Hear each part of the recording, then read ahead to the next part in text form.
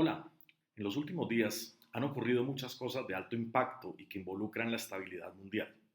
Por un lado, las declaraciones del presidente francés Macron sobre la posibilidad de despliegue de tropas francesas y europeas, obviamente, en Ucrania, con el claro mensaje de la participación de la OTAN en la guerra con Rusia. Esto fue rápidamente respondido por Putin, quien en el marco de un proceso electoral absolutamente previsible fue categórico a la hora de blandir su amenaza nuclear. Ayer vimos el atentado ocurrido en Moscú, el cual dejó un elevadísimo saldo de víctimas y sin duda alguna pasará a la historia rusa como uno de los ataques más sangrientos de los que se tenga memoria. Por lo tanto, ambas cosas integradas sí que valen la pena un análisis. Quiero empezar, sin embargo, con un tip para los analistas de inteligencia. Varias personas me preguntaron si no quería hacer un video sobre el anuncio de Macron relacionado con el despliegue de tropas francesas en Ucrania. Mi respuesta fue que en efecto estaba preparando uno, pero que iba a esperar unos días para hacerlo. La razón es simple.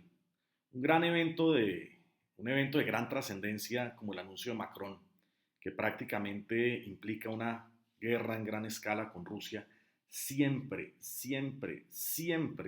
va acompañado de otros eventos también de gran impacto que en cascada se encargan de configurar ese ambiente estratégico y operacional donde se pretenden desarrollar el conjunto de los eventos cambiantes.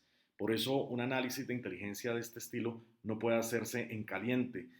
Infortunadamente, en muchas ocasiones no hay el tiempo suficiente para hacerlo de manera reposada, pero sin duda alguna hacerlo en caliente, hacerlo de inmediato, nos deja ver tan solo la punta del iceberg de lo que está ocurriendo y lo que puede ocurrir. Por eso me tomé unos días para hacer este video. Y voilà, después de lo de Macron, ayer apareció ese segundo evento de trascendencia, el atentado en Moscú. Analicemos, sin embargo, cada uno de los hechos y propongamos una rápida conclusión en este video bastante breve. Por un lado, Macron hablaba de la posibilidad de participación europea en Ucrania y buscaba una respuesta que en efecto se dio desde el Kremlin, desde Putin. Esta afirmación de Macron o esta idea de Macron realmente no la veo altamente probable. Incluso hace unas semanas en una entrevista que hacía para un medio estadounidense me preguntaban justamente lo mismo y yo decía que no lo veía tan viable, no lo veía altamente probable, salvo que algo más, algo extraordinario, algo que esté fuera del radar ocurriera, como un ataque directo, por ejemplo, de Moscú a algún país de la OTAN, independiente que la motivación fuera real o fuera una motivación de falsa bandera. Entonces, ¿qué buscaba Macron con esta afirmación? Posiblemente tres cosas. Por un lado, para nadie es un secreto que los países europeos, los países de la OTAN, no gastan lo suficiente, no invierten lo suficiente de su presupuesto en defensa. Posiblemente era una acción para presionar a los estados europeos para que incrementaran este compromiso.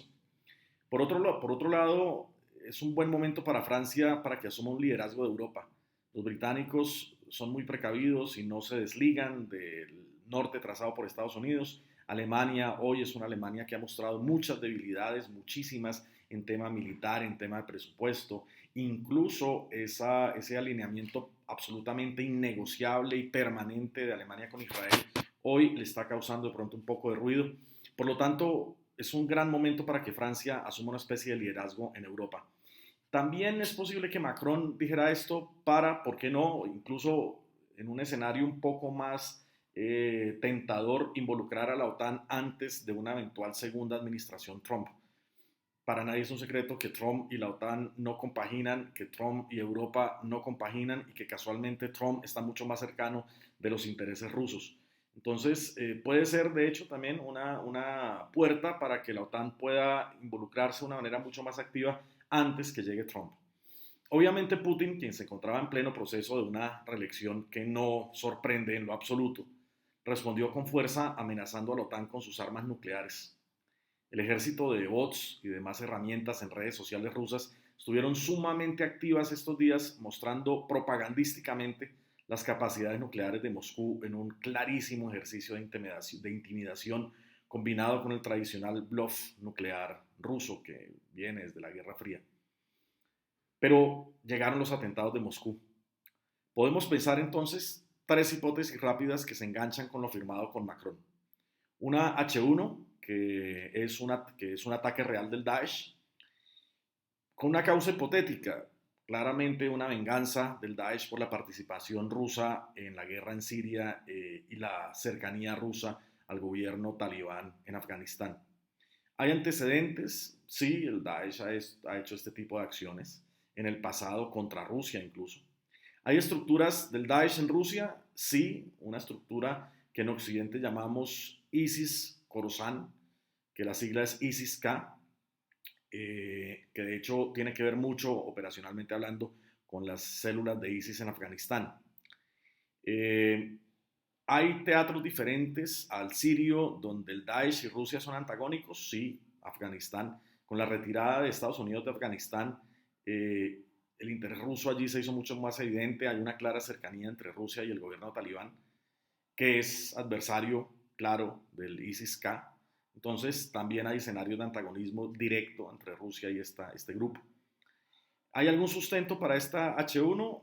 El comunicado del Daesh atribuyéndose el atentado. No obstante, también ha ocurrido en el pasado muchas veces que el Daesh sale atribuyéndose cosas que no son necesariamente ejecutadas por ellos, solamente en un ejercicio de propaganda tratando de aprovecharse del alto impacto causado por la acción terrorista. ¿Qué acción rusa podemos esperar si esta H1 se vuelve realidad o se valida? Sin duda, un incremento operacional de Rusia en Siria y una mayor influencia de Rusia en Irán, que sería un adversario natural de este ISIS-K. ¿Hay probabilidad de un escalamiento en Ucrania derivado de la confirmación de esta H1?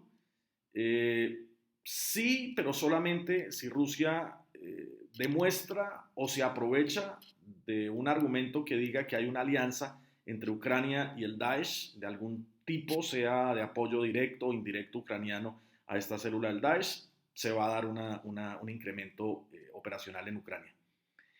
Una H2 es diferente, una H2 sería una operación especial ucraniana en Rusia. La causa, claramente el marco de la guerra entre Rusia y Ucrania. ¿Hay antecedentes de operaciones especiales ucranianas en Rusia? Sí, muchísimos.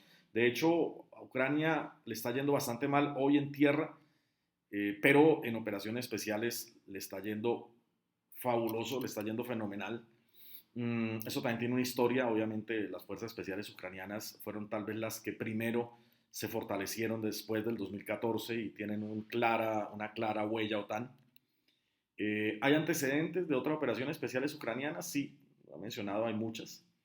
¿Cuál sería el resultado esperado con esta hipótesis? Y en caso que hubiera sido una operación especial ucraniana, una pérdida de popularidad de Putin justo después de unas elecciones, demostrarle al pueblo ruso que Putin, en lugar de protegerlos, lo que está es exponiéndolos. ¿Cuál sería una hipotética respuesta rusa?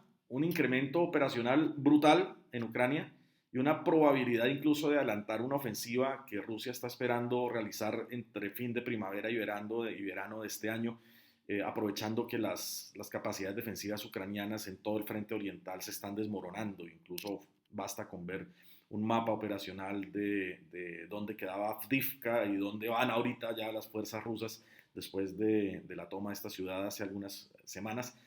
Vamos a ver cómo se están desmoronando, infortunadamente, las defensas ucranianas en este frente, en esta línea oriental, línea de frente oriental. Esta acción rusa, posiblemente esta ofensiva rusa adelantada incluso, prevé claramente un riesgo de escalada a gran escala, a gran impacto. Hay una probabilidad de choque con la OTAN en este escenario de un empuje ruso en Ucrania. Hay una probabilidad media, creo yo, dependiendo obviamente de qué medios emplee Rusia para esta escalada en Ucrania. Y por último, una H3, que sea una operación de falsa bandera rusa. Una causa hipotética de esta H3, una justificación para incrementar su esfuerzo operacional en Ucrania, en Siria o en cualquier otro teatro. Incluso una justificación para endurecer el discurso ruso contra Europa, especialmente contra Francia. ¿Hay antecedentes de operaciones de falsa bandera rusas? Sí, de hecho sí.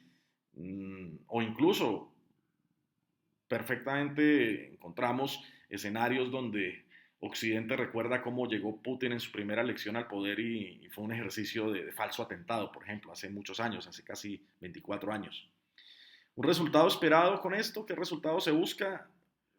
Claramente motivos para justificar un incremento operacional e incluso movimientos estratégicos contra Ucrania, contra Europa y contra la OTAN. Una respuesta rusa en esta hipótesis: operaciones de información que muestren a Rusia como víctima de Ucrania y de Occidente en este ejercicio de falsa bandera, y un endurecimiento del discurso político, un incremento del esfuerzo operacional, movimientos estratégicos, activación de el comando de misiles estratégicos rusos, y obviamente un riesgo de escalada importante. Probabilidad de choque con la OTAN ante esta hipótesis: una probabilidad alta basada en el planeamiento ruso. Podemos pensar, sin embargo, una especie de H4, que puede resultar de una combinación entre las hipótesis anteriores. No sería extraño ni sería excepcional que la inteligencia rusa hubiera tenido información previa y hubiera dejado que el hecho ocurriera, que el hecho siguiera adelante, para buscar un escenario ideal, para buscar la tormenta perfecta. De hecho, este tipo de hipótesis tiene miles de ejemplos en el pasado con muchos otros países. Incluso, cambiando un poco de escenario, es tal vez la hipótesis más plausible para el caso de Israel y Hamas. Allí quedó demostrado, incluso por Estados Unidos, que el Mossad había con anticipación informado al tomador de decisiones sobre el tipo de atentado que iban a recibir, incluso dando blancos, dando sitios, dando fuerza del enemigo, pero fue el tomador de decisiones quien no quiso actuar. Obviamente, este tipo de hipótesis, que existen en muchos casos, se pueden encontrar muchos ejemplos, no favorecen a las personas que creen que el sistema internacional, la guerra y las operaciones de inteligencia estratégica se rigen exclusivamente por el matiz de buenos y malos o de blanco y negro. No obstante, el mundo real está lleno de grises, y este tipo de hipótesis donde una situación, una amenaza real, sin embargo, puede ser facilitada por el mismo Estado, mmm, ocurren, y ocurren con mucha frecuencia. Falta esperar si en los próximos días ocurre algún evento de gran impacto. Lo que sí es seguro, déjenme decirles, lo que sí es seguro es que las cosas están marchando a un gran riesgo de escalada, bien sea en Ucrania, bien sea en Europa o incluso con la misma OTAN. Muchísimas gracias.